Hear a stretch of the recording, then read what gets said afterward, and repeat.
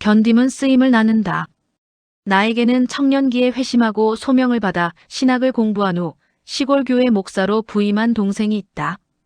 7살짜리 아들, 30대 초반의 사모와 같이 30명도 채 안 되는 시골 교회에서 목회를 시작했다.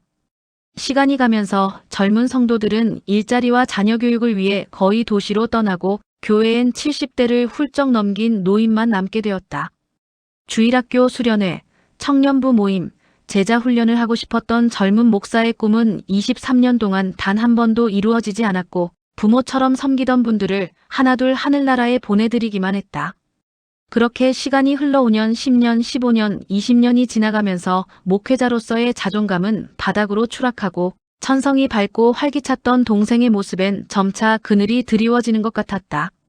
그래도 티내지 않고 목사로서 살고자 애썼던 동생은 도시로 나간 자녀들 대신 편찮으신 노인들을 병원에 모셔다 드리고 철마다 봉고차에 태워 바람 쐬게 해드리고 외로운 노인들을 신방할 때 간식을 넣어드리며 아들, 딸도 못하는 일을 세심하게 했었다.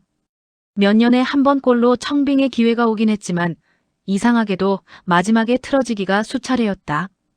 결국 하나님께선 그로 하여금 23년을 한 곳에서 버티며 목회하게 하셨다. 목회를 시작할 땐 7살이던 조카가 대학을 졸업하고 29 청년이 될 때까지 동생은 아주 작은 시골 교회 목사로서 긴 시간을 살아야 했다. 그러던 어느 해 연말 평상시 입버릇처럼 목사님이 내장내 치러주소 하셨던 90세 성도님이 위중하다는 소식이 들렸다. 자식들보다 더 자주 병문안을 갔던 동생은 늘 그랬듯이 장례를 정성스럽게 섬겼다. 그리고 장례를 마친 동생에게서 내게 전화가 왔다. 동생은 한동안 말을 잇지 못하더니 이 한마디를 했다. 누나, 나 약속 다 지켰어요.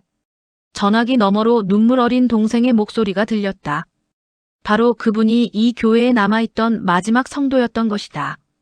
아, 20년 목회의 열매가 이것이란 말인가. 하나님, 너무 하신 거 아니에요? 한눈 팔지 않고 주님만 보고. 평생 살아온 동생한테 어떻게 이렇게 하실 수 있으세요? 나는 쓰린 마음에 하나님께 따지듯 울며 기도했다. 그러나 그 아픈 시간을 지나는 동안에도 동생은 어느 때보다 더 초연하고 담담했다. 누나, 다 뜻이 있을 거예요. 너무 상심하지 마요. 오히려 나를 위로했다. 그렇게 힘겨운 연말이 지나고 새해가 되었다. 동생이 대전에 있는 교회에서 청빙 받을지도 모른다는 이야기를 엄마에게 들었을 때 나는 어느 때처럼 큰 기대를 하지 않았다. 그동안 그런 희망 고문 같은 일들이 많았기 때문이다. 그런데 놀랍게도 얼마 지나지 않아 정말로 꿈 같은 일이 벌어졌다.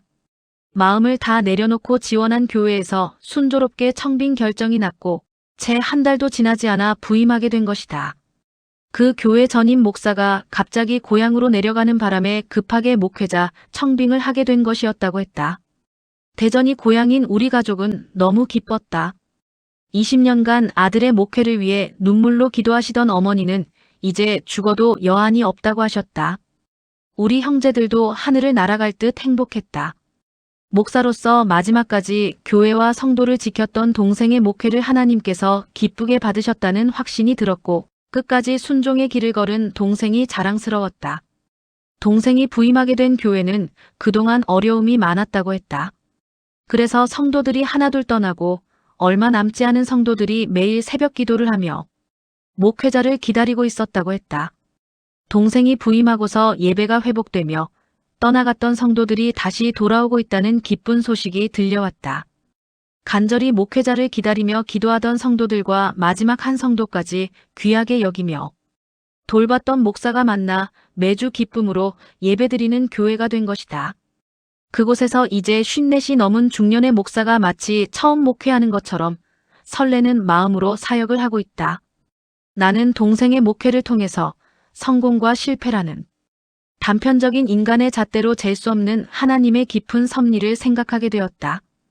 어떤 목회가 성공한 목회이며 어떤 목회가 실패한 목회일까? 나는 한동안 동생이 실패한 목회자가 될까봐 두려운 적이 있었다.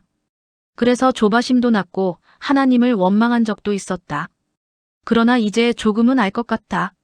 목회는 성공이 아닌 성직으로 해야 한다는 것을 하나님의 카이로스의 시간을 기다리며 거룩한 소명자의 길을 묵묵히 걷는 것이 진정한 목회자의 길이라는 것을 오늘도 인고의 시간 속에서 묵묵히 자리를 지켜내는 중년들을 위해 들려주고 싶은 글이 있다. 견딤은 인생이라는 나무의 강도를 나타내는 인내의 나이테입니다. 인생이라는 나무를 더욱 단단하고 아름답게 하기 위한 필요 조건입니다. 현실적인 고통을 받아들일 수 있는 견딤의 힘을 통해 미래를 환히 밝힐 수 있습니다. 견딤은 미래의 나를 준비하는 과정입니다. 견딤이 쓰임을 결정합니다. 내게 견딤이 있어야 귀하게 쓰이는 결과를 가져옵니다. 정호승 산문집, 내 인생에 용기가 되어준 한마디 중에서 1000년을 버티는 집을 지으려면 1000년을 견딘 소나무가 필요하다고 한다. 1000년 동안의 견딤을 통해 앞으로 1000년을 쓰이게 된다는 말일 것이다. 우리 인생도 목회도 견딘 만큼 쓰이게 된다는 사실을 나는 동생의 목회 여정을 통해 보게 되었다. 견디며 살아온 중년의 시간은 그래서 더욱 값지고 아름답기만 하다. 이 내용은 인생 오후의 질문에 나오는 내용입니다. 저자의 동생 이야기인데 너무 감동적이네요. 가장 강한 힘은 버티고 견디는 인내입니다.